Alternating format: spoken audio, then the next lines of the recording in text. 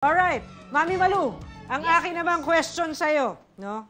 Cause, of course, you are the golden girl among our guests. Yes. No? So, alam nyo na po, Practicalers Kaabante, bakit golden girl si Mami Malu. Pero chichismisan ko pa po kayo. Nagsimula po si Mami Malu as a call center agent, 40. Nakalagay dito, 45.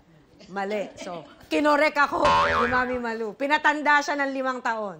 40 siya nagsimula in the call center. And that's kinda, old na pag inisip mo, no?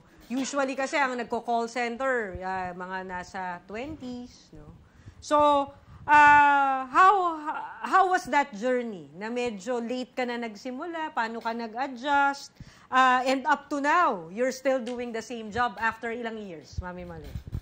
Almost running 17. 17. So, do the math, Practicalers. Kung matinik kayo sa math, comment down below. Ilang taon na po si Mami Malu? Alright. Sige, Mami Malu. Okay. Describe the journey. Yes. Nag-start ako, Coach, eksaktong 40. Okay. Bakit ako pumasok sa call center? Yun na yung start na magka-college na yung anak ko. Okay. Yun na rin yung start na may sakit na yung asawa ko. Hindi ako pinanghinaan ng loob na as in hindi na siya makagalaw. Nag-lock na yung mga ganito niya due to arthritis. So hindi hindi humina yung loob ko na paano yung mga anak ko, nag-i-start pa lang akong magpa-college. Mag-i-start pa lang akong magpa-university. So nilakasan ko yung loob ko, pumasok ako actually dito sa MCCS.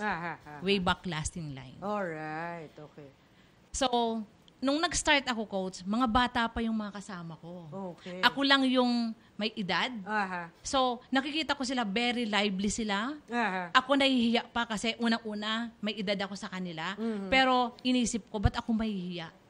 Nice. I have the capacity. I like that attitude. Yeah, I have the capacity na magsalita din. And then, noong first day ko, second day hanggang 1 week, binababa ko yung chair ko, Coach. Okay. Nahihiya ako. So, parang nahihiya ako, hindi pa ako nakakalabas sa box ko. Nahihiya akong magsalita. Sabi ko, ay baka may mali ako. Sila perfect na nila kasi mas nauna sila sa akin. Alright. 2007 sila, ako 2008. Okay, alright. Okay. So, sabi ko, kung kaya nga ng mga to, kaya ko din. Pero kailangan doblehin ko, tripling makakaya ko kasi kailangan ko. Ako na lang, kumbaga, 2008 pa, parang lumalabas ng single mom na talaga. Kasi ako lang yung nag-raise talaga. Alright, okay. Very motivating, as expected.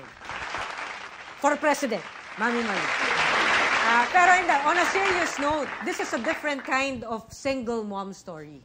Wherein, naging single si Mami Malu in terms of responsibilities. Hindi po kailangang mamayapa ng kanyang partner agad.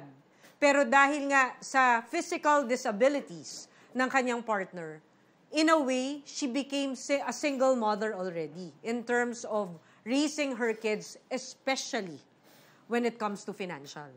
And ang nakakatuwa kay Mami Malu, age wasn't a boundary. No? Parang sa kanya, I will defy the norms na kung puro bagets lang ang nasa call center, samahan natin ng forgets. Hindi, joke lang, Mami. Hindi ka pa naman forgets, no? Samahan natin ng konting matured, no? And nakisabay siya, no?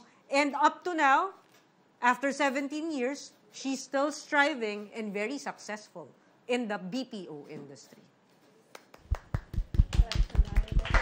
Applause to our golden girl. Shout out ka naman!